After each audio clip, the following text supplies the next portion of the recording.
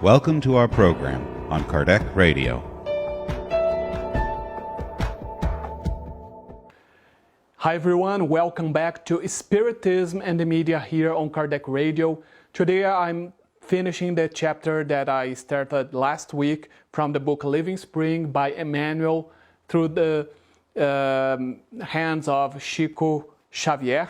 So it is number 84, Instruments. So I'm going to read again what I read last week, and then we are going to study the following text.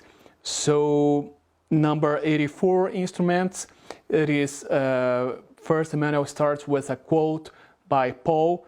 It is in Paul, the first letters to the Corinthians, 14 verse 7.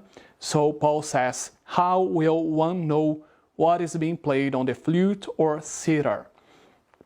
And then Emmanuel starts. "Christian workers should all consider themselves to be instruments in the hands of the Divine Master, so that the sublime harmony of the gospel may be irreprehensible for the complete victory of the good." So last week we saw a little bit this part. We studied how we are all instruments in the hands of God and of our brother Jesus, and how important it is for us to be the best instruments we can be. We know that we cannot be perfect right now. We are still evolving, we're still walking through our path of evolution, so we cannot be perfect right now. But we can be the best persons that we can.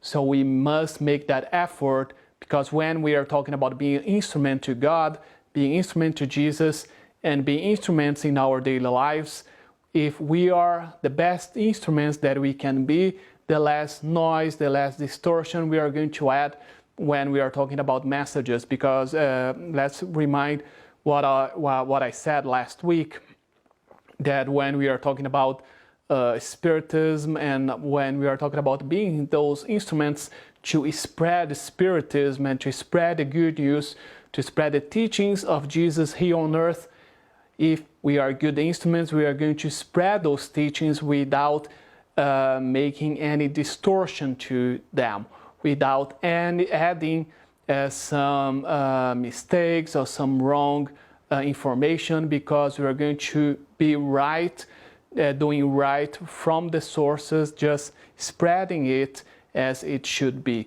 But if we are not good instrument, it's going to be like some kind of instrument that we may have the best musician playing that instrument, but the sound won't be the best because the instrument is not good. So the same happens to us. And let's see what else Emmanuel brings here for us. So Emmanuel goes on and says, "However, although the unlimited wisdom of the heavenly sender remains sovereign and perfect, earthly receivers show lamentable deficiencies." So that's us. We know that the source is perfect, God is perfect, Jesus sent us a perfect message, but if we have our vices, if we have our faults here, we are not going to deliver the message the way it was supposed to be delivered. And Emmanuel brings many examples. He says, "One has faith but cannot tolerate his neighbor's imperfections. Another endures with Christian charity the weaknesses of her brothers and sisters, but does not have the strength to control her own impulses." So let's think a little bit about that and how we can use that in our daily life, because if we are talking about media, many times we talk here about social media and the way that, for example, here we cannot tolerate our neighbor's imperfection.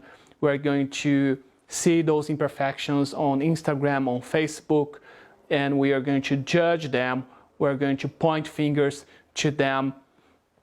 And who are we to judge? We are not perfect as well, because what's the point for us to go and be spreading the good news, sending love, saying that we must love one another, and then at the other moment we don't follow that lessons that we are praising, that we are bringing to others. So I may say that we must love one another, and I go and I point some mistakes of my friends, of my neighbors, just to make them feel terrible, or maybe just to make me feel superior to them. Is that really love? Am I sending love at that moment? So that's what we should think. We should try at least to do our best to follow the messages that we are bringing, to be the best as we can, to be examples as Jesus. Jesus brought the teachings to us and lived the examples to us, so we could see, and we can see through Jesus' example, Jesus applying all the teachings that he brought. So what else we have here? Let's see. Emmanuel says, another is benevolent and trustworthy, but avoids study and meditation in favor of ignorance. Still another is imaginative and enthusiastic, but subtly avoids actually doing physical work. This one is an excellent counselor, but does not sanctify her own actions. That one is an outstanding doctrinal preacher, but is also fond of telling undignified stories, with which he shows the reverence for the revelation he bears. So another example here for us as we spread the good news online, especially now during the pandemic, that we do not have a lot of activities in person, so we are spreading it online. It can be YouTube, Facebook, Twitter, Instagram, many other media, social medias that we have. When we do that, are we also doing as this example here? Are we going and preaching one thing, but on the other side, when we turn off the camera, are we not following what we are doing and doing just the opposite? So that's what we must have in mind. And Emmanuel says, there is yet another that observes physical chastity, but cannot control her ambitions for easy money. And lastly, there is one that has managed to detach himself from gold, land, houses, and delicacies, but feeds a veritable fire in the flesh. One cannot argue about our imperfection as followers of the good news. That is why we're still learners. So Emmanuel is saying here, okay, we all have imperfections. We are here. We are in a world of trials and expiations. We are not perfect. We have our own imperfections. That's why we are learners. Jesus is the master, and we are learning with him. And he says, the planet is not a finished paradise, and we are very far from angelhood. However, obeying, managing, teaching, and fighting, it is essential that we tune our instrument of endeavor to the diapason of the Master if we do not wish to impair his works. So we need to try to be the best instruments we can be. Okay, we are not perfect. We won't be perfect in this reincarnation, but we can at least try to better ourselves, try to improve ourselves. And that's what Emmanuel is saying here.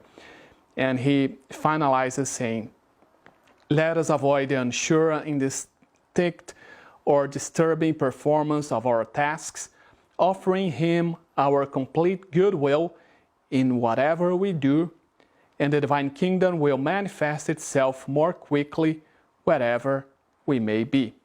So let's try to offer God the best that we have, the best that we can, so that way we can be better instruments and we can help to spread the good news, actually living the good news with our own examples.